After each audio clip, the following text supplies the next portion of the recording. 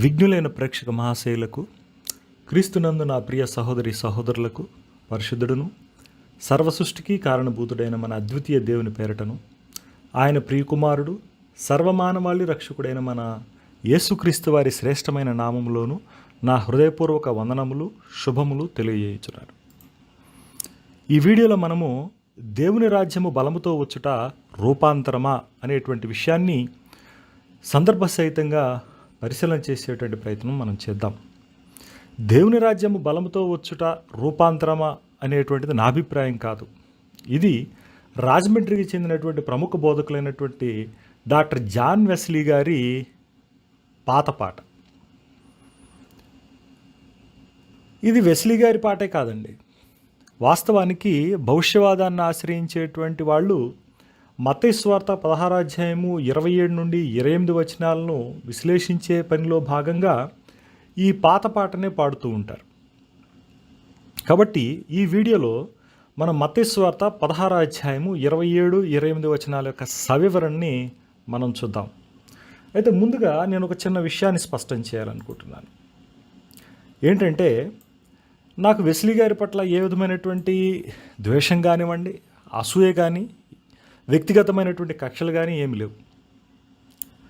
కేవలం వారు వాక్యాన్ని ఆసరాగా చేసుకొని మరి చేసినటువంటి తప్పుడు వ్యాఖ్యానాన్ని మాత్రమే నేను విభేదిస్తున్నాను. అంతేకాకుండా వాస్తవానికి మరి వారి యొక్క వాదనను వినిపించినప్పుడు, వారు లేఖనాల పట్ల తన అభిప్రాయాన్ని చెప్పినప్పుడు సహజంగానే మరి అక్కడ ఉన్నటువంటి శ్రోతలకు లేదా వారి యొక్క అనుచరులకు మరి వారు చెప్పింది సబబే కదా, సత్యమే కదా, వారు బాగా ఇంగ్లీష్లో మాట్లాడతారు, చారిత్రకమైనటువంటి విషయాలను ప్రస్తావిస్తారు అనేటువంటి భ్రమలో వాళ్ళు ఏం చేస్తూ ఉంటారంటే, వారు చెప్పింది సత్యమే కదా అనేటువంటి ఒక రకమైనటువంటి కన్విక్షన్ మోడ్లోకి వాళ్ళు వెళ్ళిపోతూ ఉంటారు.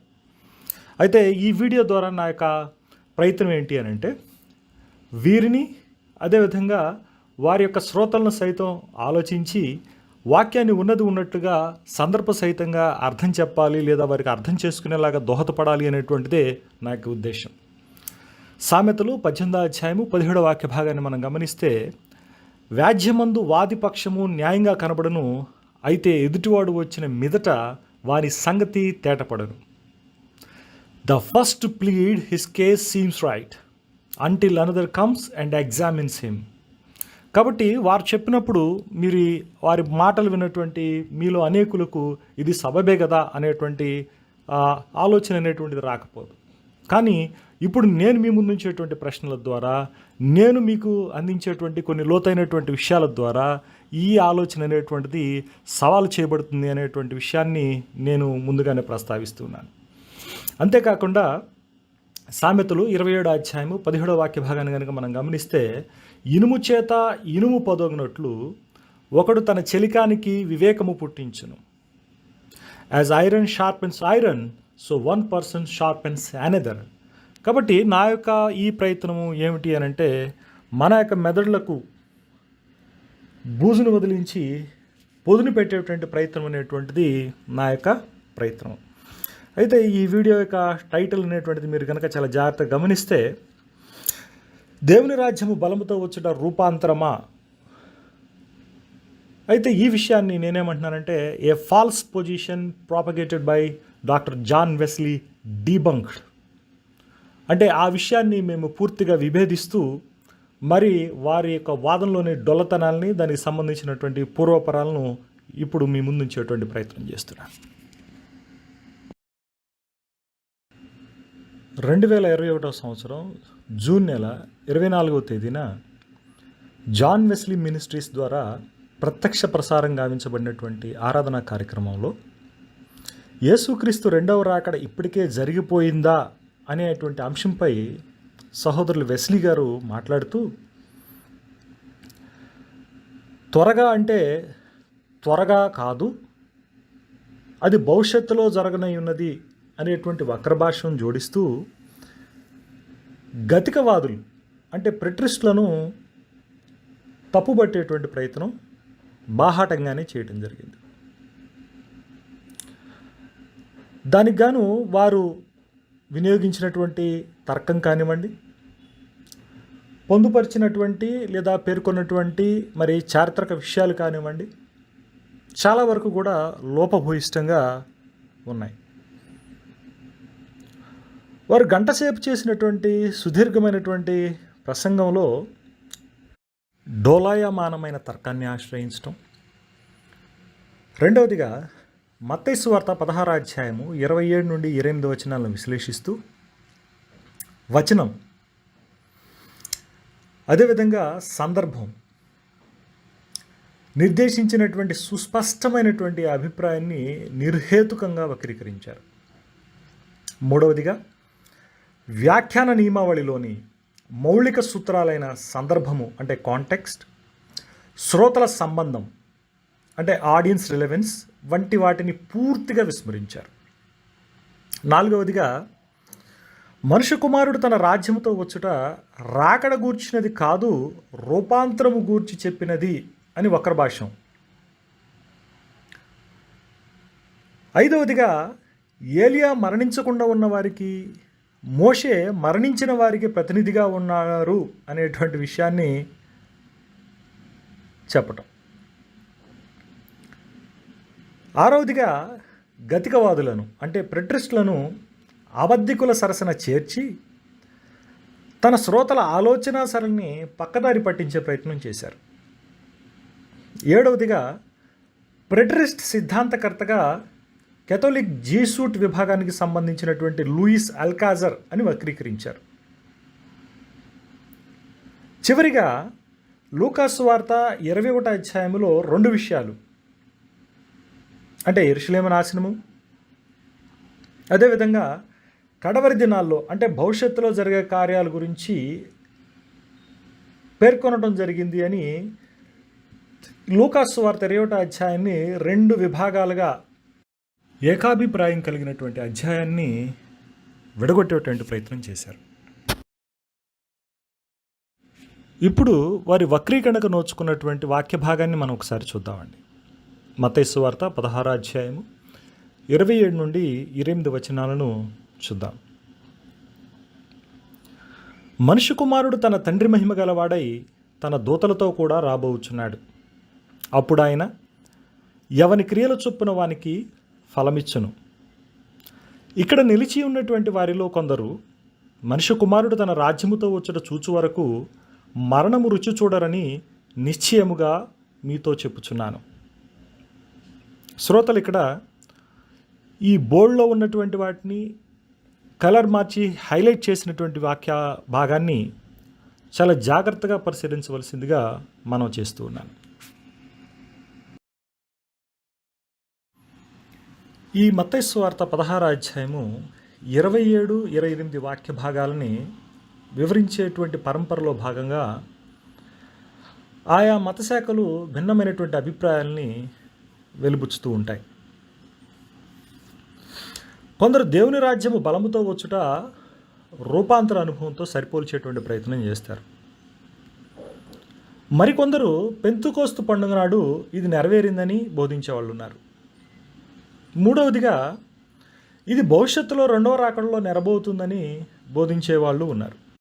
అయితే ఇందలి శ్రోతల సంబంధం అంటే ఆడియన్స్ రిలవెన్సీ, సందర్భ విశిష్టత అంటే కాంటెక్చువల్ ఇంపార్టెన్స్ గుర్తెరిగినటువంటి వారు ఇది క్రీస్తు శకం 70లో యెరూషలేము నాశనమును అనుబంధిత సంగతుల యందు నెరవేర్పును చూస్తారు.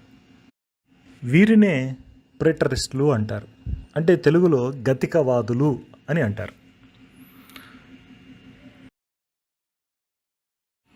అయితే ఇప్పుడు మనము మత్తయి సువార్త 16వ అధ్యాయము 27, 28 వాక్య భాగాలను మరింత స్పష్టంగా అర్థం చేసుకోవడానికి దాని సమాంతర సువార్తల్లో ఏ విధంగా ఇదే విషయం రాయబడింది అనేటువంటి విషయాన్ని కూడా మనం చూద్దాం. ఈ యొక్క సూత్రాన్ని ఈ విధంగా మనం చెప్పుకోవచ్చు: వర్స్, కాంటెక్స్ట్ అండ్ కోటెక్స్ట్. అయితే ఇప్పుడు మొదటిగా మనం ఏం చేసాము, వాక్య భాగాన్ని మనం చూసాం. ఇప్పుడు ఈ వాక్య భాగం అనేటువంటిది సమాంతరమైనటువంటి సువార్తల్లో ఏ విధంగా రాయబడింది అనేటువంటి నిర్దేశకాలను కూడా మనం చూద్దాం. ఇలాంటి పరిశీలన అనేటువంటిది మనకు అనేక సందర్భాల్లో కొంత లోతైనటువంటి సమాచారాన్ని ఇవ్వడం జరుగుతుంది. అయితే ముఖ్యమైనటువంటి కాంటెక్చువల్ అనాలిసిస్ అనేటువంటిది మనం ఈ వాక్యాల సమాంతరమైనటువంటి వాక్యాలను పరిశీలించిన పిదప మనము సందర్భాన్ని చూసేటువంటి ప్రయత్నం మనం చేద్దాం.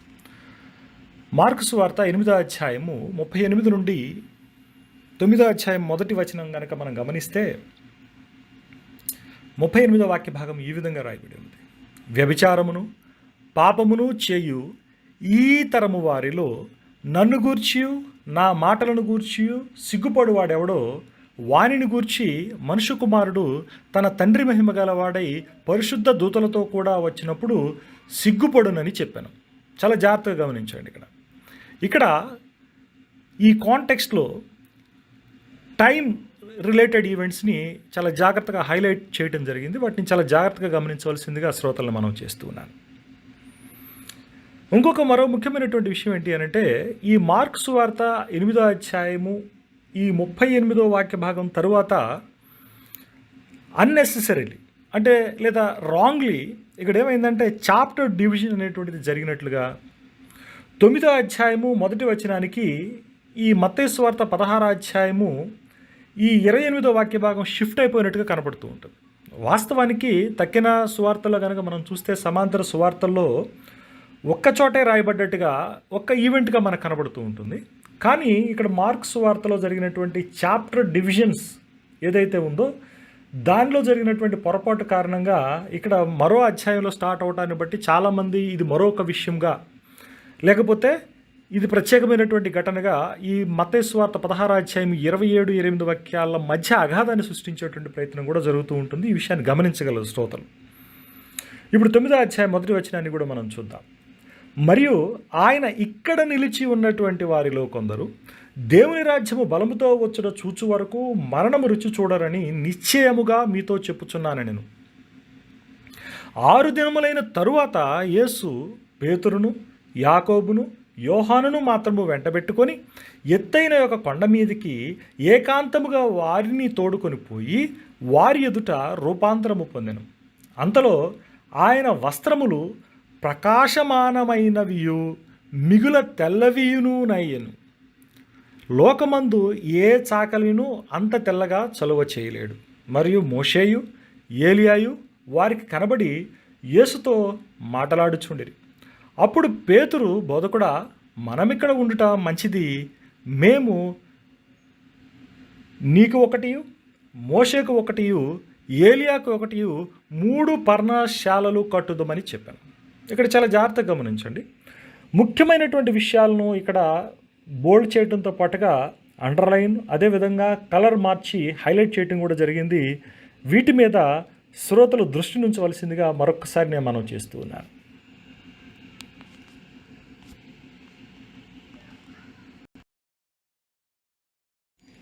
ఇప్పుడు లూకాసు సువార్త 9వ అధ్యాయము 26-27 వాక్య భాగాలను చూద్దాం. నన్ను గూర్చియు నా మాటలను గూర్చియు సిగ్గుపడువాడెవడో వాని గూర్చి మనుష్య కుమారుడు తనకును తన తండ్రికిని పరిశుద్ధ దూతలకును కలిగి ఉన్న మహిమతో వచ్చినప్పుడు సిగ్గుపడును. ఇక్కడ నిలిచి ఉన్నటువంటి వారిలో కొందరు దేవుని రాజ్యమును చూచు వరకు మరణము రుచి చూడరని నేతో నిశ్చయముగా చెప్పుచున్నాను. ఈ మాటలు చెప్పినది మొదలుకొని రమారమి 8 దినములైన తరువాత ఆయన పేతురును యోహానును యాకోబును వెంటబెట్టుకొని ప్రార్థన చేయుటకు ఒక కొండ ఎక్కెను. సమాంతర సువార్తల్లోని ఈ 3 విషయాలను గనక మనం సరిపోల్చి కనుక చూసుకున్నట్లయితే వెస్లీ వాదనలోని డొలతనాన్ని మనం ఇట్టే చూడవచ్చు. ఇప్పుడు సహోదరుడు వెస్లీ వాదనలోని డొలతనాన్ని చూద్దాం. సువార్తల్లోని ఈ సమాంతర విషయాలను క్రోడీకరించుకున్నట్లయితే ఈ క్రింది అభిప్రాయాలను మనం గమనించవచ్చు. మొదటిది, అక్కడ నిలిచి ఉన్నటువంటి వారిలో కొందరు యేసు విషయమై సిగ్గుపడి వారి విషయములో యేసు తన మహిమలో వచ్చినప్పుడు సిగ్గుపడును అని చెప్పబడింది. రెండవది, మనుష్య కుమారుడు తన తండ్రి మహిమ గలవాడై దూతలతో కూడా వచ్చినప్పుడు ఎవని క్రియలు చొప్పున వానికి ప్రతిఫలమిచ్చును అని చెప్పబడింది. మూడవదిగా, మనిషి కుమారుడు తండ్రి మహిమ గలవాడై రావటం, దేవుని రాజ్యం బలంగా రావటం, క్రియల చొప్పున ప్రతిఫలం ఇచ్చుట ఈ తరము అంటే మొదటి శతాబ్ద తరములోనే అనేటువంటి విషయాన్ని కూడా మనం స్పష్టంగా చూడవచ్చు. ఇక్కడ పేర్కొన్నటువంటి పై 3 విషయాల్లో ఏది కూడా యేసు రూపాంతరము చెందినప్పుడు జరగలేదు. ఈ విషయాన్ని మనం చాలా జాగ్రత్తగా గమనించవచ్చు. ఇప్పుడు మత్తయి సువార్త 16వ అధ్యాయము 27 నుండి 28 వచనాల యొక్క సవివరణను మనం చూద్దాం. మొట్టమొదటిగా మనం గమనించినట్లయితే సమాంతర సువార్తలు మత్తయి సువార్త 16వ అధ్యాయము 27 నుండి 28 వచనాలను ఫిలిప్పుదైన కైసరియాలో పేతురు ఒప్పుకోలు అనంతరం యేసు తన శ్రమానుభవాన్ని గురించి మాట్లాడుతున్న వెంటనే ప్రస్తావించబడింది. యేసు ఎవరు, ఏమై ఉన్నాడు అనే సంకటావస్థ నడుమ తన శిష్యులతో చెప్పింది ఏమంటే, లూకా సువార్త 9వ అధ్యాయము 26వ వచనంలో మనం గమనించవచ్చు. నన్ను గూర్చి నా మాటలను గూర్చి సిగ్గుపడు వాడెవడో వాని గూర్చి మనిషి కుమారుడు తనకును తన తండ్రికిని పరిశుద్ధ దూతలకును కలిగి ఉన్న మహిమతో వచ్చినప్పుడు సిగ్గుపడును అని చెప్పడం జరిగింది. సందర్భాన్ని కనుక మనం చాలా జాగ్రత్తగా గమనించినట్లయితే కాల నిర్ధారణ మరియు శ్రోతల సంబంధం విషయంలో నెరవేర్పును గూర్చి స్పష్టమైనటువంటి వాంగ్మూలం ఇచ్చినట్లుగా మనం చూడవచ్చు. ఉదాహరణకు ఇక్కడ నిలిచి ఉన్న వారిలో కొందరు అనేటువంటి మాట కానివ్వండి, మీతో నిశ్చయముగా చెప్పుచున్నాను అనేటువంటి మాట కానివ్వండి, దీనికి అద్దం పడుతున్నాయి. సందర్భంలోని కాల నిర్దేశకాలు అంటే టైం స్టేట్మెంట్స్ని గమనించినటువంటి కొందరు బోధకులు మరి ఇంత త్వరితగతిన జరిగినటువంటి ఘటన ఏమై ఉంటుంది అనేటువంటి సందిగ్ధంలో వీరేం చేశారు అని అంటే, రమారమి 6 దినములైన తరువాత, దీన్ని లోకాగారం 8 దినములైన తర్వాత అని అన్నాడు. మరి వెస్లీ గారు ఈ వైరుధ్యాన్ని ఎలా వివరిస్తారో చూడాలనుకుంటున్నాను. ప్రభు ఇది చెప్పిన రమారమి 6 దినములైన తరువాత రూపాంతరము చెందెను అని వ్రాయబడి ఉన్నది. ఇక్కడ నా ప్రశ్న ఏంటంటే, ఇక్కడ నిలిచి ఉన్న వారిలో కొందరు, జాగ్రత్త గమనించండి, ఇక్కడ నిలిచి ఉన్నటువంటి వారిలో కొందరు అనేటువంటి మాట కేవలం 6 రోజులకే ఎలా వర్తిస్తుంది? అంటే వారిలో అధికులు వారంలోపే చనిపోయేటువంటి వారా? ఇది ఏ విధంగా సమంజసం? కాస్త ఆలోచించండి. మరో ముఖ్యమైనటువంటి సంగతి ఏంటంటే, గ్రంథం ప్రభు రాకడ, దాన్ని గ్రీకులో పరౌషియా అన్నారు. దాన్ని కనుక అక్షరార్థంగా తర్జుమా చేయాల్సి వస్తే రాకడ అనేటువంటి మాట కన్నా కూడా ప్రత్యక్షత అనేటువంటి మాట సరైనటువంటి మాట, లేదా ఆగమనము అనేటువంటి మాట సరైనటువంటి మాట. కాబట్టి గ్రంథం ప్రభు ప్రత్యక్షత విషయంలో చాలా స్పష్టమైనటువంటి సూచన చేసింది. అదే మొదటి శతాబ్దము. ఇది తిరస్కరించలేనటువంటి సత్యం. దానికి సంబంధించినటువంటి వాక్యాలను కూడా మనం తర్వాత ఘట్టంలో మనం చూద్దాం. మరో ముఖ్యమైనటువంటి విషయం ఏంటంటే, ఇక్కడ రాబోవుచున్నాడు, తన తండ్రి మహిమ గలవాడై రాబోవుచున్నాడు అన్నప్పుడు అక్కడ గ్రీక్లో మెలో అనేటువంటి మాట వాడబడింది. మెలో అంటే అబౌట్ టు కమ్, అంటే చాలా త్వరితగతిన ఆయన రాబోతున్నాడు అనేటువంటి సంకేతాన్ని అక్కడ ఇవ్వటం జరిగింది. అదేవిధంగా వెర్రిలీ ఐ సే టు యూ, నిశ్చయముగా మీతో చెప్పుచున్నాను నేను. ఈ మాట దాదాపు 95 సార్లు వాడబడిందండి క్రొత్త నిబంధనలో. కేవలం ఒక్క సందర్భం మినహాయించి 94 సందర్భాల్లో కూడా పూర్వం చెప్పబడినటువంటి విషయాన్ని బలపరచడానికి, నొక్కాణించడానికి వాడబడింది, కానీ వేరే అభిప్రాయం అనేటువంటిది లేదు. కాబట్టి సందర్భ నిర్దేశకాలను బట్టి ఇంత త్వరితగతిన జరిగినటువంటి ఘటన క్రీస్తు శకం 70లో జరిగినటువంటి యెరూషలేము నాశనమునకు మించిన సంఘటన లేదు అనేటువంటి విషయాన్ని మనం స్పష్టంగా గుర్తెరగవచ్చు. 2 పేతురు 1వ అధ్యాయము 16వ వాక్య భాగం ప్రకారం రూపాంతరము అనేటువంటిది ప్రభు రాకడను మరింత ఖచ్చితమైనదిగా బోధిస్తుందండి. ఏలయనగా చమత్కారముగా కల్పించిన కథలను అనుసరించి మన ప్రభు అయిన యేసుక్రీస్తు యొక్క శక్తిని, ఆయన రాకడను మేము మీకు తెలపలేదు కానీ ఆయన మహత్యమును మేము కనులారా చూచిన వారమై తెలిపితిమి. ఈయన నా ప్రియకుమారుడు, ఈయన యందు నేను ఆనందించుచున్నాను అనే శబ్దము మహాదివ్య మహిమ నుండి ఆయన యొద్దకు వచ్చినప్పుడు తండ్రి అయిన దేవుని వలన ఘనతయు మహిమయు ఆయన పొందగా మేము ఆ పరిశుద్ధ పర్వతము మీద ఆయనతో కూడా ఉండిన వారమై ఆ శబ్దము ఆకాశం నుండి రాగా వింటిమి అని వ్రాయబడింది. కాబట్టి ఇక్కడ మనం జాగ్రత్తగా గమనించినట్లయితే రూపాంతరము అనేటువంటిది ఆయన యొక్క రాకడను మరింత ఖచ్చితమైనటువంటిదిగా బోధిస్తుంది అనేటువంటి విషయాన్ని కూడా మనం గమనించవచ్చు. తీర్పు అనేటువంటిది మొదటి శతాబ్దంలోనే అనేటువంటి విషయాన్ని లేఖనాలు చాలా స్పష్టం చేస్తున్నాయి. ఉదాహరణకు మత్తయి సువార్త 23వ అధ్యాయము 34 నుండి 36 వాక్య భాగాలను కనుక మనం గమనిస్తే, అందుచేత ఇదిగో నేను మీ యొద్దకు ప్రవక్తలను, జ్ఞానులను, శాస్త్రులను పంపుచున్నాను. మీరు వారిలో కొందరిని చంపి సిలువ వేయుదురు, కొందరిని మీ సమాజ మందిరముల్లో కొరడాలతో కొట్టి పట్టణము నుండి పట్టణముకు తరుముదురు.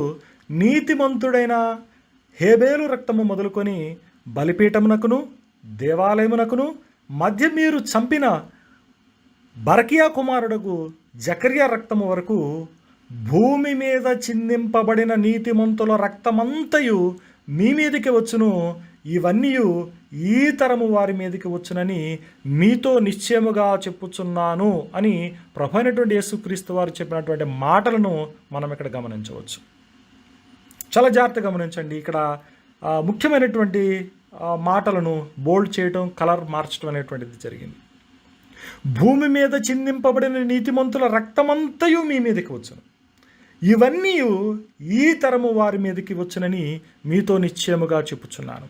ఈ 36వ వాక్య భాగాన్ని కనుక మనం గమనిస్తే కొన్ని తర్జుమాల్లో అప్పుడు ప్రభు మాట్లాడుతున్నప్పుడు ఎదురుగా, అంటే ప్రభువుని ప్రత్యక్షంగా చూస్తున్నటువంటి వాళ్ళు, వింటున్నటువంటి వాళ్ళు ఎవరైతే ఉన్నారో వారు తను చాలించక మునుపు, అంటే వారు గతించక మునుపే ఈ యొక్క ఘటన అనేటువంటిది నెరవేరబోతుంది అనేటువంటి ఒక స్పష్టమైనటువంటి బలమైనటువంటి పదజాలాన్ని అక్కడ మూల భాషలో వినియోగించినట్లుగా కొందరు తర్జుమాదారులు చేసినటువంటి వైనాన్ని కూడా మీరు గమనించవచ్చు. కావలసినటువంటి వాళ్ళు వివిధ తర్జుమాలను ఈ మాట ఏ విధంగా తర్జుమా చేయబడింది అనేటువంటి విషయాలను కనుక గమనిస్తే, ఎస్పెషల్గా లిటరల్ ట్రాన్స్లేషన్స్లో చాలా బలీయమైనటువంటి అభిప్రాయాన్ని మీరు చూడవచ్చు. అది మొదటి శతాబ్ద తరానికి సంబంధించింది అనేటువంటి విషయం. అదేవిధంగా హెబ్రీయులకు రాసినటువంటి పత్రిక 10వ అధ్యాయము 37వ వాక్య భాగం, ఇక కాలము బహు కొంచెముగా ఉన్నది, వచ్చుచున్నవాడు ఆలస్యము చేయక వచ్చును. Note this point. వచ్చుచున్నటువంటి వాడు ఆలస్యము చేస్తూ వస్తాడని లేదు, ఇక్కడ ఆలస్యము చేయక వచ్చును అనేటువంటి స్పష్టమైనటువంటి మాట, త్వరితగతిన ముంచుకొస్తున్నటువంటి మాటను అక్కడ హెబ్రీ గ్రంథకర్త 10వ అధ్యాయము 37వ వాక్య భాగంలో వినియోగించడం జరిగింది. అదేవిధంగా తీర్పును నిర్దేశించి యాకోబు భక్తుడు 5వ అధ్యాయం 8వ వచనములో ఈ విధంగా రాస్తూ ఉన్నాడు. 7వ వాక్య భాగములో ప్రభువు రాకడ వరకు ఓపిక కలిగి ఉండడి. ప్రభు రాకడ గనక మొదటి శతాబ్దములో అప్పుడున్నటువంటి కాంటెంపరీ, అంటే సమకాలీన తరములో జరిగేది గనక కానట్లయితే వారిని ఓపిక కలిగి ఉండండి అని హెచ్చరించడంలో ఉన్నటువంటి అర్థం ఏమిటి అంటే, it is a kind of deception, అంటే ఒక రకమైనటువంటి వంచనతో కూడుకున్నటువంటి స్టేట్మెంట్ లాగా అది అనిపించడం లేదా? తర్వాత 8వ వాక్య భాగాన్ని చూడండి, దీన్ని ఏ విధంగా బలోపేతం చేస్తున్నాడు. ప్రభు రాక సమీపించుచున్నది. ప్రభు రాకడే మరెప్పుడో భవిష్యత్తులో కనుక జరిగేదైతే ప్రభు రాకడ సమీపించుచున్నదని వారికి చెప్పవలసినటువంటి అవసరం ఏమున్నది? కనుకనే మీరును ఓపిక కలిగి ఉండుడి, మీ హృదయములను స్థిరపరచుకొనుడి, ఇదిగో న్యాయాధిపతి, అంటే తీర్పు తీర్చువాడు వాకిట నిలిచి ఉన్నాడు అనేటువంటి విషయాన్ని స్పష్టం చేస్తున్నాయి. అదేవిధంగా మత్తయి సువార్త 25వ అధ్యాయము 31 నుండి 46 వచనాలు, అదేవిధంగా 1 పేతురు 4వ అధ్యాయము 17వ వాక్య భాగము, ప్రకటన గ్రంథము 22వ అధ్యాయము 12 వాక్య భాగాలను కనుక మనం గమనిస్తే, తీర్పు అనేటువంటిది త్వరితగతిన మొదటి శతాబ్ద తరములోనే అది నెరవేరనై ఉన్నట్లుగా సుస్పష్టమైనటువంటి ప్రవచనాలు లేదా ప్రభు వారి యొక్క మాటలు, అపోస్తుల యొక్క మాటలు అనేటువంటివి సమ్మతంగా దానికి అనుకూలంగా ఉన్నట్లుగా మనం స్పష్టంగా చూడవచ్చు.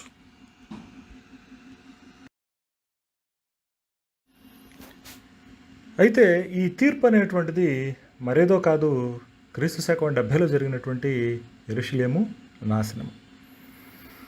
దీన్ని ఉద్దేశించే ప్రభువారు మరి మత్తయి సువార్త 24వ అధ్యాయంలో కానివ్వండి, మార్కు సువార్త 13వ అధ్యాయంలో కానివ్వండి, లూకా సువార్త 21వ అధ్యాయంలో కానివ్వండి రాయబడినటువంటి సుదీర్ఘమైనటువంటి ఆలివెట్ డిస్కోర్స్, అంటే ప్రభువు ఒలివల కొండ మీద నుండి చేసినటువంటి ప్రసంగము లేదా ప్రవచనములు ఏవైతే ఉన్నాయో అవి వీటికి నిదర్శనంగా ఉన్నాయి. మత్తయి సువార్త 24వ అధ్యాయము 30 నుండి 34 వచనాలను కనుక మనం గమనించినట్లయితే, అప్పుడు మనిషి కుమారుడి సూచన ఆకాశమందు కనబడును, అప్పుడు మనిషి కుమారుడు ప్రభావంతోనూ మహామహిమతోనూ ఆకాశ మేఘారూరుడై వచ్చుట చూచి భూమి మీద ఉన్న సకల గోత్రముల వారు రొమ్ము కొట్టుకొందురు.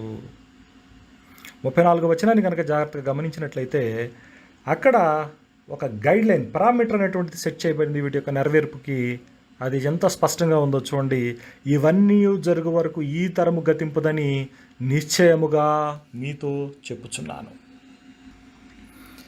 అయితే చరిత్రకారుడైనటువంటి జోసిఫస్ రాసిన జూయిష్ వార్స్, అంటే యూదుల యుద్ధాలు అనేటువంటి గ్రంథంలో యెరూషలేము నాశనమునకు ముందు సంభవించినటువంటి ముంగుర్తులు ఖచ్చితంగా యేసుక్రీస్తు యెరూషలేము నాశనమును ఉద్దేశించి ప్రవచించినటువంటి సూచనలతో సరిపోవటం అనేటువంటిది గొప్ప విశేషం.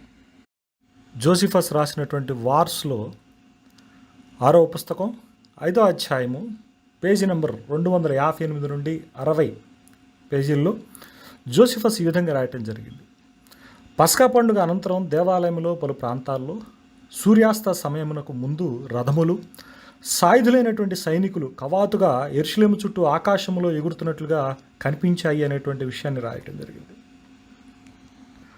కాబట్టి ఏ విధం చేతనైనా కానీ ఈ మత్తయి సువార్త 16వ అధ్యాయం 27, 28 వచనాల యొక్క నెరవేర్పును క్రీస్తు శకం 70 యెరూషలేము నాశనానికి మించి అన్వయించడానికి, నెరవేర్పును కాంక్షించడానికి ఏ విధమైనటువంటి ఆస్కారము లేదు అనేటువంటి విషయాన్ని లేఖనాల వెలుగులో మనం స్పష్టంగా చూడగలిగాం.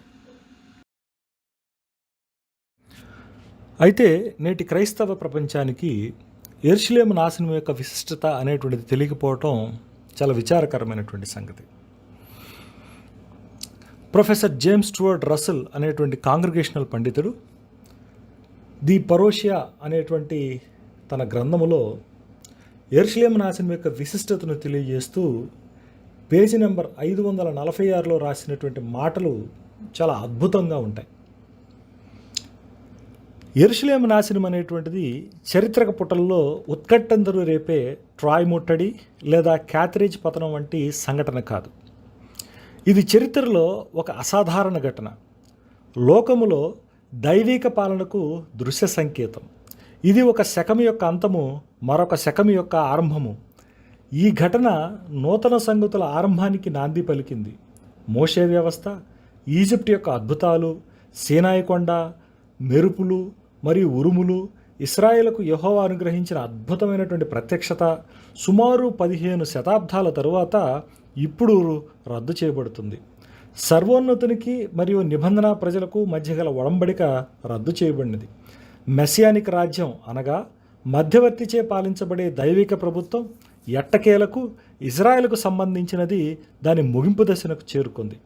అప్పటి వరకు నిరీక్షించి ప్రార్థించిన రాజ్యం ఇప్పుడు పూర్తిగా వచ్చింది. ఇక రాజు యొక్క చివరి చర్య అతని మహిమగల సింహాసనంపై కూర్చుని తన ప్రజలకు తీర్పు తీర్చడం.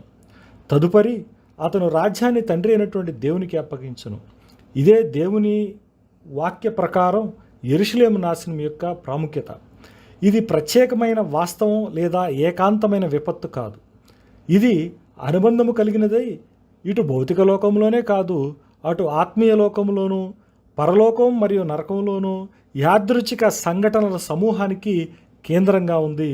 వాటిలో కొన్ని చారిత్రక ధృవీకరణ ద్వారా ఇంద్రియములకు గ్రాహ్యమైనవి, మరికొన్ని కాదు అని అద్భుతమైనటువంటి లోతైనటువంటి విశ్లేషణను యెరూషలేము నాశనానికి సంబంధించినటువంటి దాన్ని కళ్ళకు కట్టినట్లుగా ఆయన రాయటం జరిగింది.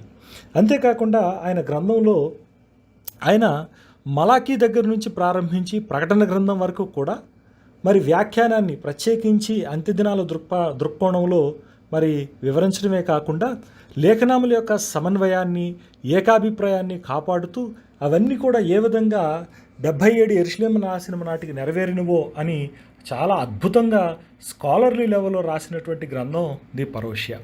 అయితే నేను మరి సహోదరులకే కాకుండా చాలామందికి కూడా ఈ గ్రంథాన్ని తప్పకుండా చదవలసిందిగా నేను రికమెండ్ చేస్తాను. దీనిలో చాలా అద్భుతమైనటువంటి వ్యాఖ్యానాన్ని అంతుదినాంశాలకు సంబంధించి త్వరితగతిన నెరవేరవలసి ఉన్నవి ఏ విధంగా యెరూషలేము నాశనానికి సూచిస్తున్నావో అనేటువంటి విషయాలను చాలా అద్భుతంగా ప్రొఫెసర్ రసల్ రాయటం అనేటువంటిది ఈ సంగతుల నెరవేర్పును గ్రహించడానికి మనకెంతగానో దోహదపడుతుంది.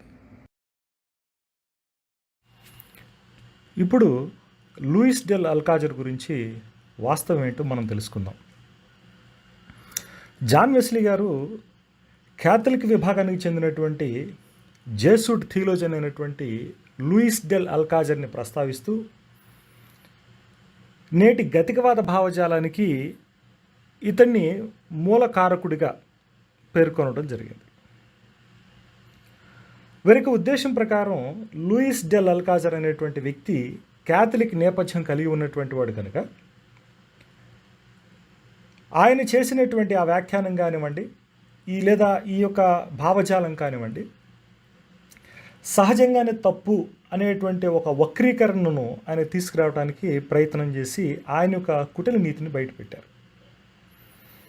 ఏంటి ఆ కుటిల నీతి అని అంటున్నానని చెప్పేసి ఆశ్చర్యపోతున్నారా? ఏమీ లేదండి. ఏమీ కంగారు పడకుండా జాగ్రత్తగా కనుక మీరు పరిశీలన చేస్తే వారు చేసినటువంటి తప్పిదం ఏమిటి అనేటువంటి విషయం మీకే అర్థమవుతుంది. దీన్ని ఏమంటారంటే జెనెటిక్ ఫ్యాలసీ అంటారు. జెనెటిక్ ఫ్యాలసీ అంటే ఏంటంటే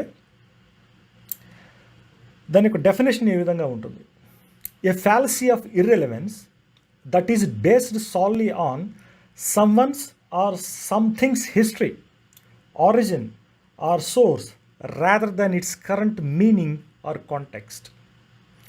అంటే ఒక విషయం కనుక ఉన్నప్పుడు ఆ విషయం యొక్క సందర్భం కానివ్వండి, దాని యొక్క అర్థం కానివ్వండి విడిచిపెట్టేసేసి అనవసరపు సంగతులు అంటే ఏంటి, దీని యొక్క మూలం ఎట్లా ఉంది, దాని యొక్క మూలం అట్లా ఉంది, దీని వెనుక నేపథ్యం ఎట్లా ఉంది అనేటువంటి బురద చల్లేటువంటి కార్యక్రమం ద్వారా ప్రస్తుతం మన ముందున్నటువంటి మూలమైనటువంటి లేదా ముఖ్యమైనటువంటి అంశాన్ని పక్కదావ పట్టించేటువంటి ప్రయత్నం చేయడం. కాబట్టి ఈ లూయిస్ డెల్ అల్కాజర్ అనేటువంటి ఈ క్యాథలిక్ విభాగానికి చెందినటువంటి జేసూట్ థియోలోజియన్ని ప్రస్తావించడం ద్వారా జాన్ వెస్లీ గారు తీసుకున్నటువంటి టర్న్ ఏంటి అని అంటే ఇది జనరల్గా ఇక తప్పు అనేటువంటి అభిప్రాయాన్ని, ఆ ఇంప్రెషన్ని ఆయన యొక్క శ్రోతల్లో కలిగించడానికి ఆయన ప్రయత్నం చేశారు. కాబట్టి ఇది మొట్టమొదటి ఫ్యాలసీ మాట. అంటే ఆయన తర్కంగా ఆలోచించినప్పుడు ఆయన చేసినటువంటి పెద్ద తప్పుగా నేను దీన్ని ఎత్తి చూపుతున్నాను.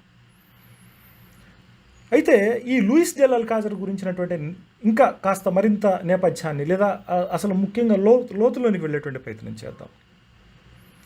ఈయన జన్మించినటువంటి కాలాన్ని కనుక అంటే 1554 1613 మధ్యకాలం అని చూసాం కదా.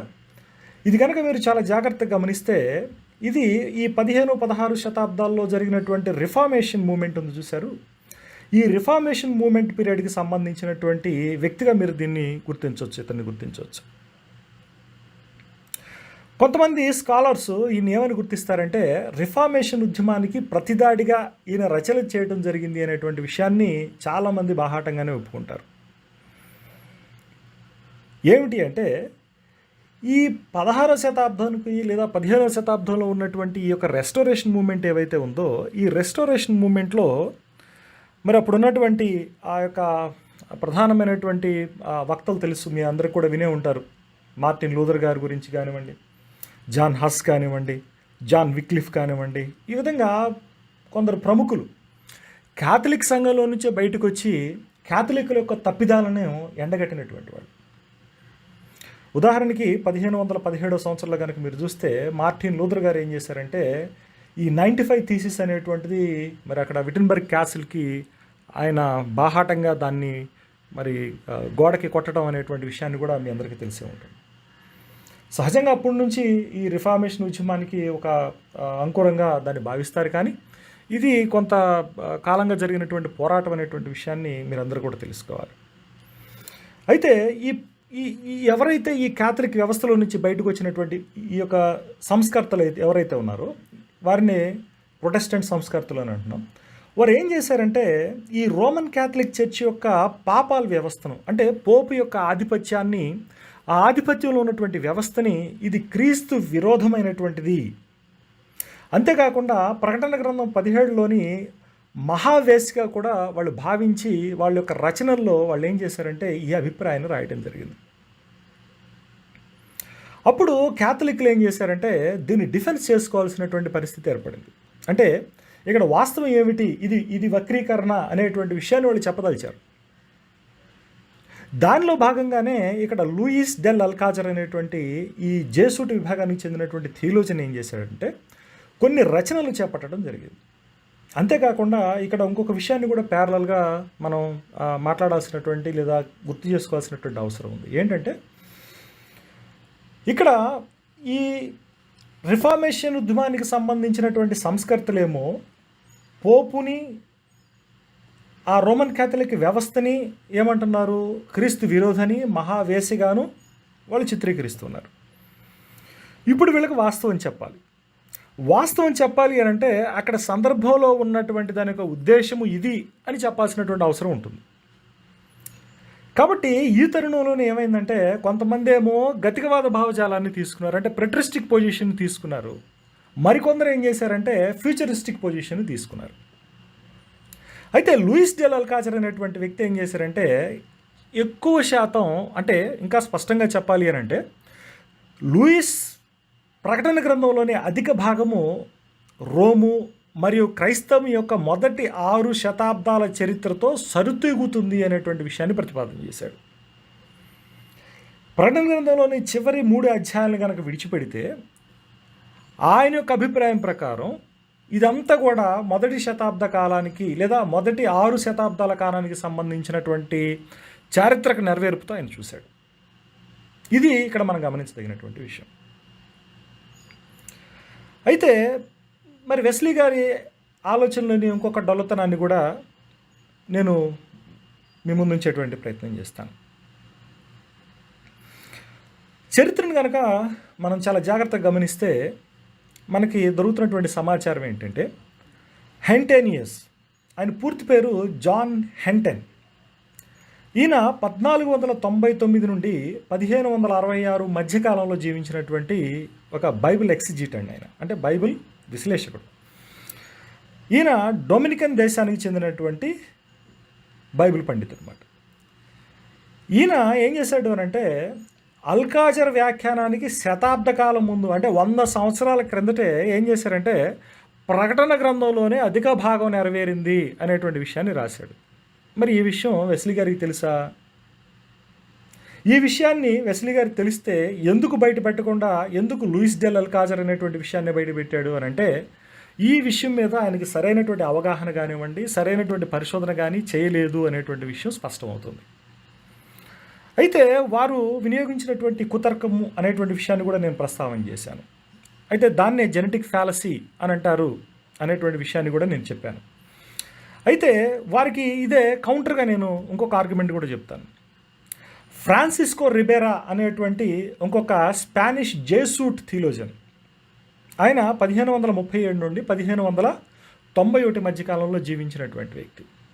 ఈ ఫ్రాన్సిస్కో రిబెరా అనేటువంటి జేసూట్ థియోలోజియన్ ఏం చేశాడంటే అప్పటి రోజుల్లోనే ఈ యొక్క రిఫార్మేషన్ ఉద్యమానికి కౌంటర్గా మరి ఆ సంఘ సంస్కర్తల యొక్క అభిప్రాయాలకి ధీటుగా ఆయన కూడా భవిష్యవాద భావజాలాన్ని చేపట్టి ఆయన మరి రచనలు చేయటం లేదా వారిని విమర్శించటం అని జరిగింది.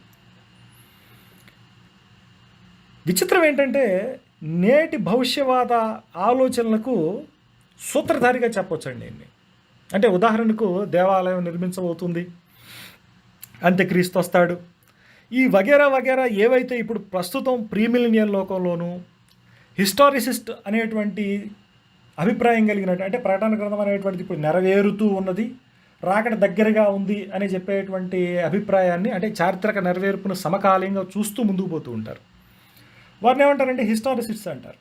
ఈ హిస్టారిస్టులు ఎవరైతే ఉన్నారో వాళ్ళ లేకపోతే ప్రీమిలీనియల్ సిద్ధాంతానికి అంటే ముందు వెయ్యేండ్ల పరిపాలన జరుగుతుంది అనేటువంటి ఒక అభిప్రాయం ఉన్నది. దీని మీద చాలా రకాలైనటువంటి అంటే వెయ్యేండ్ల పరిపాలన ఆధారం చేసుకుని కొన్ని శాఖోపశాఖలుగా మనం వీరిని వర్గీకరించుకోవచ్చు ఈ భవిష్యవాద సిద్ధాంతాన్ని. అయితే ఇవన్నీ కూడా ఇప్పుడు చెప్పుకోవడం కుదరదు, కానీ మరెప్పుడన్నా సందర్భంలో అవసరాన్ని బట్టి మనం వాటిని కూడా మనం చర్చిద్దాం.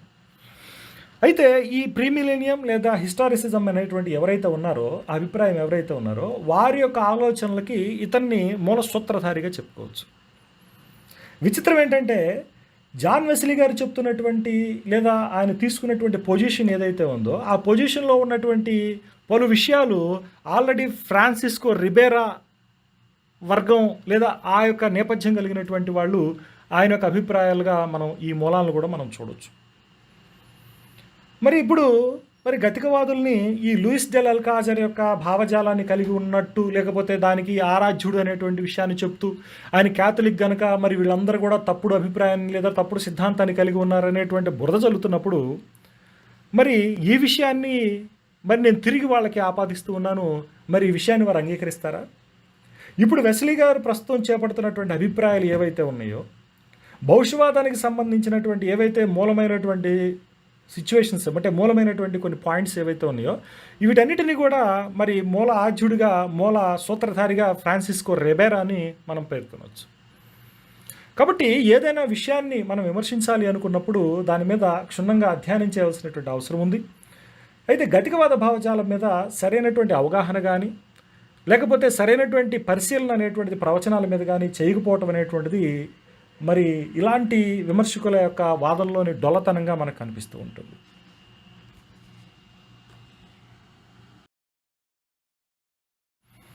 ఇప్పుడు ఈ గతికవాద భావజాలం అంటే ప్రెట్రిస్ట్ పొజిషన్ ఏదైతే ఉందో ఈ ప్రెట్రిస్ట్ సిద్ధాంతాన్ని గురించి లేదా ఆ పొజిషన్ గురించి ఎస్క్రలాజికల్ పొజిషన్ గురించి ఫెడరిక్ విలియం ఫరార్ ఈయన 1831 నుండి 1903 మధ్యకాలంలో జీవించినటువంటి ఒక పండితుడైన ఈయన చారిత్రకంగా చూసుకుంటే ఈయన రాసినటువంటి అనేకమైనటువంటి పుస్తకాలు ప్రజాదరణలోను చాలా ప్రభావవంతమైనటువంటి గ్రంథాలుగా ఉన్నాయి. ఈయన్ని ప్రత్యేకించి కూడా మరి ఈ చార్లెస్ డార్విన్ ఎవరైతే ఉన్నారో అతని యొక్క స్నేహితుడిగాను, అంతేకాకుండా అతని యొక్క శవపేటికను మోసినటువంటి వ్యక్తిగాను, అంతేకాకుండా ఆయన యొక్క ఫ్యూనరల్ అంటే ఆయన యొక్క మరి చివరి అంటే భూస్థాపన ఇట్లాంటి వగేరా కార్యక్రమాలు ఏవైతే ఉంటాయో వాటన్నింటినీ కూడా మరి దగ్గరుండి జరిపించినటువంటి వ్యక్తిగా అంటే వెస్ట్ మినిస్టర్ అబేలో పర్మిషన్ తీసుకొని ఈ ఫెడరిక్ ఫరార్ అనేటువంటి వ్యక్తి మరి చేసినట్టుగా చరిత్రలో అతని గురించి చెప్పుకుంటూ ఉంటారు. ఇతను రాసినటువంటి the early days of Christianity అనేటువంటి గ్రంథంలో ఆయన పేజీ నెంబర్ 432 నుంచి 433 మధ్యలో ఈ అద్భుతమైనటువంటి మాటలను గతికవాద భావజాలాన్ని గురించి రాశారు. వాటిని చదివి వినిపిస్తాను, జాగ్రత్తగా గమనించండి. కానీ నా ఉద్దేశంలో ప్రెట్రిస్ట్ అంటే గతికవాద భావజాలానికి కారకుడు మరెవరో కాదు, సెయింట్ జాన్. ఇతడు ఆత్మవశుడై క్రీస్తు తనతో చెప్పినట్లు చూచిన వాటిని ఉన్నవాటిని వీటి వెంట కలుగబోవు వాటిని ఆయన నమోదు చేశాడు. ప్రకటన గ్రంథం 1వ అధ్యాయం 19వ వచనం. అపోకలిప్టిక్ పరిభాషలో నిర్వచించబడినట్లుగా ఇంత సరళంగా మరి ఏ భాషలోనూ నిర్వచించబడలేదు. సంఘములోను మరియు ప్రపంచములోని సమకాలీన స్థితిగతులను మరియు అవి తక్షణం క్రమంలో సంభవింపబో వాటిని నిర్వచించడానికి ఇది ఉద్దేశించబడింది. ఒకవేళ భవిష్యవాదులు ఈ పదాలకు వాటి ఉద్దేశానికి విరుద్ధంగా అజ్ఞానంగా అనేక శతాబ్దాల తరువాత అనేటువంటి అర్థాన్ని గనక సూచించగలిగితే గతికవాదులు ఉన్న వాటిని ఎలాగైనా అపోకలిప్స్ యొక్క ఎక్కువ భాగాన్ని దాదాపు సమకాలీన సంఘటనలకు ఆపాదిస్తారు. అదే క్రమంలో వారు ఘటనలను అర్థం చేసుకొని అప్పటి వరకు ఎండమావులైన పదాలకు వాటి సహజ అర్థాన్ని కట్టబెడతారు. ప్రవక్త తాను దర్శించిన వాటిని త్వరితగతిన నెరవేరబోవునని దృఢపరిచినప్పుడు అతని మొత్తం పుస్తకం అడ్వెంట్ అంటే రాకడ యొక్క సమీపత్వాన్ని పునరావృతం చేస్తూ ఉంటుంది. తదుపరి వ్యాఖ్యానకర్తలు తదేకంగా, త్వరగా మరియు సమీపంలో అనేటువంటి పదాలకు ఎన్నో శతాబ్దాల ఆలస్యాన్ని సూచిస్తున్నాయని సూచించటం అర్ధరహితం అని అంటారు. చక్కని మాటలు, ఎంత అర్థవంతమైనటువంటి మాటల్ని ఈ ఫరార్ రాశారో చూడండి. అయితే ఇవి ఇంగ్లీష్లో ఉన్నాయి.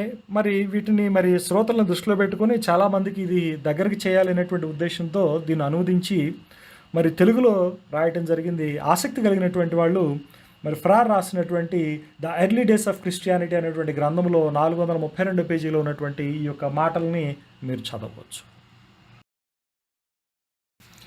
అంతేకాకుండా ఫరార్ ఇంకేమంటారంటే, ఆయన యెరూషలేము యొక్క పతనం మరియు మోషే ధర్మశాస్త్ర వ్యవస్థ ముగింపు, రెండవ రాకడ అని గుర్తెరుగుటలోని వైఫల్యం మరియు క్రొత్త నిబంధనలో రెండవ రాకడను గురించిన ప్రవచనాల ఆలోచన అనేక లోపాలకు దారితీసింది అనేటువంటి విషయాన్ని ఆయన చెప్పారు.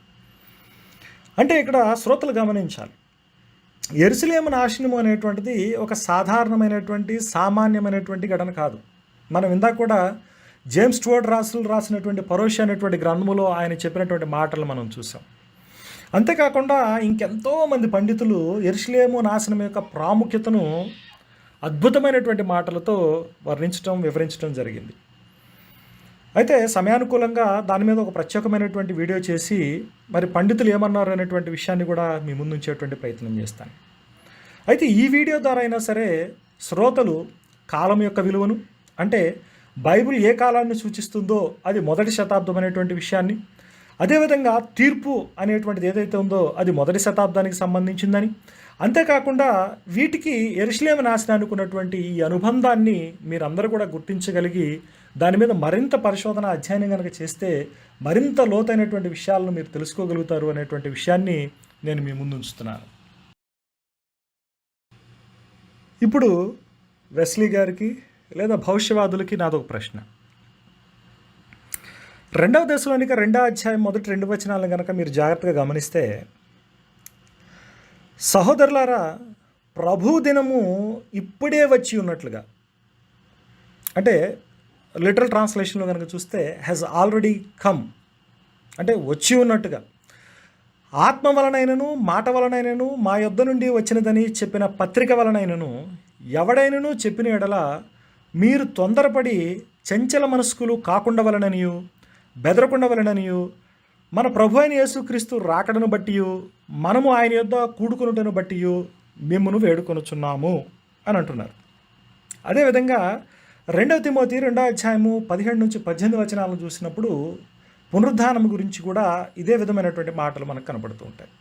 అయితే ఇప్పుడు నాదే ప్రశ్న ఏంటంటే, ఒకవేళ క్రీస్తు రెండవ రాకడ మరెప్పుడో భవిష్యత్తులో, అంటే కొన్ని వేల సంవత్సరాల తర్వాత జరిగేదైతే, దశలోనికైలు ప్రభు రాకడ అప్పటికే జరిగిందని ఎలా విశ్వసించగలుగుతున్నారు?